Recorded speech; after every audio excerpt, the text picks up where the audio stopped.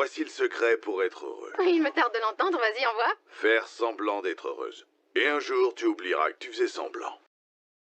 Cette phrase m'a interpellé quand je l'ai entendue la première fois. L'idée paraît ingénieuse. Selon Bojack, si tu simules l'émotion, ton cerveau finira par la croire. Sauf que, dans la réalité, cette feinte se retourne contre toi. Non seulement tu dissimules ta peine, mais tu t'interdis aussi de l'éprouver. Peu à peu, ce sourire devient une règle tacite. Tu dois paraître joyeux à chaque instant. Et c'est là que le vrai problème surgit. La tristesse n'est plus tolérée. Cette injonction à feindre le bonheur révèle que nous sommes piégés dans un idéal inatteignable.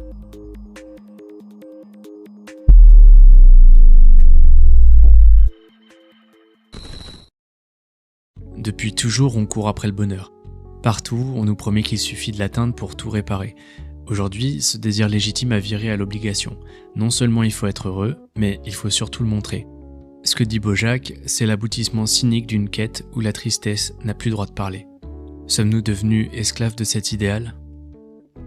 Alors, avant de plonger dans la tyrannie du bonheur telle qu'on la vit aujourd'hui, revenons un instant aux racines de cette quête. Dans l'Antiquité, Aristote proposait déjà le daimonia, ou si vous préférez, le démonisme. Et ça, c'est une doctrine philosophique qui se concentre sur l'accomplissement et l'épanouissement à long terme, plutôt que la recherche du plaisir permanent. C'est une question d'action adaptée à l'être humain et à nos capacités réelles. Un peu plus tard viendra les stoïciens, comme Épictète ou Marc Aurèle,